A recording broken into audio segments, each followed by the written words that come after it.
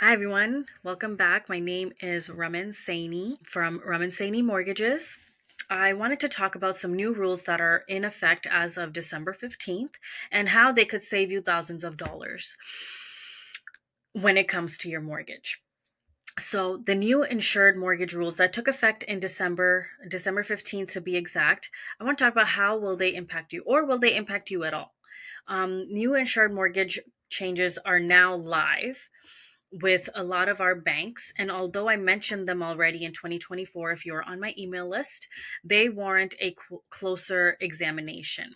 But first, I wanted to dive into what is an insured mortgage. If you are not aware, an insured mortgage applies to a borrower who only has less than 20% down to put down as a down payment on the purchase of a property.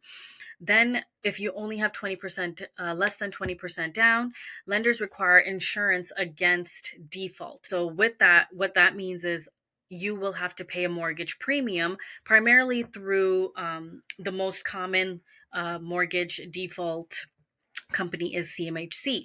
So, that would entail a borrower paying a premium added to the mortgage.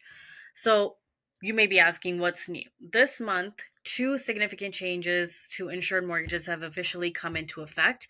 And I wanted to talk about a quick breakdown so you understand what that means. The first change is expanded eligibility for 30-year amortizations for first time home buyers and all buyers of new build properties that have already been in effect. So while 30-year amortizations for first-time home buyers purchasing new build properties was already in place previously through OFC, the latest update now extends this option to anyone purchasing a new build property and first-time home buyers purchasing any owner-occupied properties.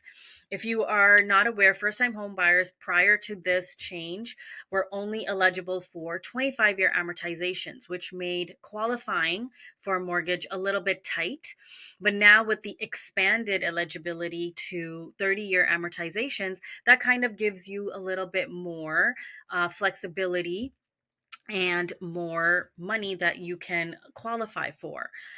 So, with the new changes to insured mortgages, a first time home buyer in earning $75,000 annually can now qualify for about 7.2% more in actual mortgage financing on a 30-year amortization, even with the 20 bips surcharge to the default insurance that's going to happen because of the expanded eligibility. So the second thing is higher price caps for all insured mortgages. Now, if you are aware, first time home buyers, you had a cap that CMHC would not approve you for a mortgage over $1 million. Now, this cap has increased to $1.5 million. And this is a significant change our industry has been advocating for a long time.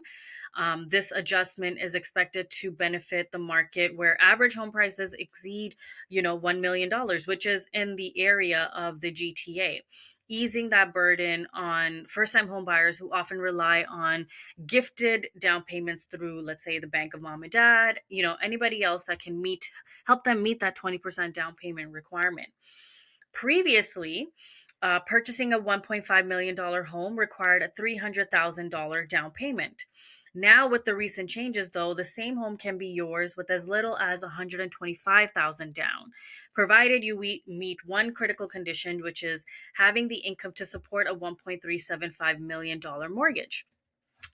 The down payment breakdown, though, remains the same. So if you are already aware, I will run this again. 5% down on the first 500,000 of the purchase price, and then 10% on the portion between 500,000 and 1.5 million. Now, how will this impact our market? These changes we're aiming to make easier to more people because we would like more people to be able to qualify for a mortgage. And here's how I think this would impact the market. On buyers, a 30-year amortization increases qualifying income, helping some buyers enter the market. If you've been sitting back on the sidelines, this may be the time to try and get yourself approved. Even small changes can boost interest, driving demand and putting upward pressure on home prices. So if you've been sitting on the sidelines, like I said, This might be a good time to get in while the pricing of homes is still on the lower end. Buying now may offer less competition and better prices before demand pushes values higher.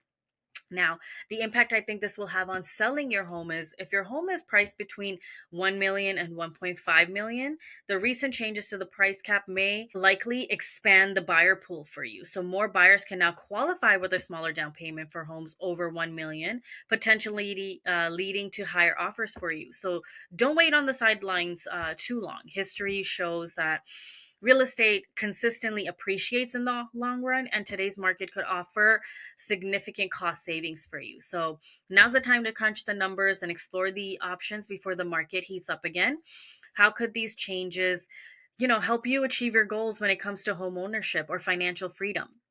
Now, coming late January, insured refinances for secondary suites.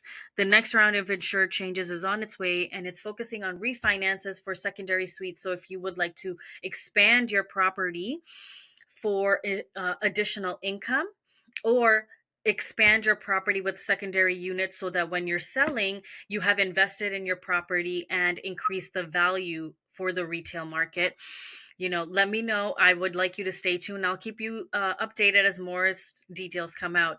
I appreciate you watching.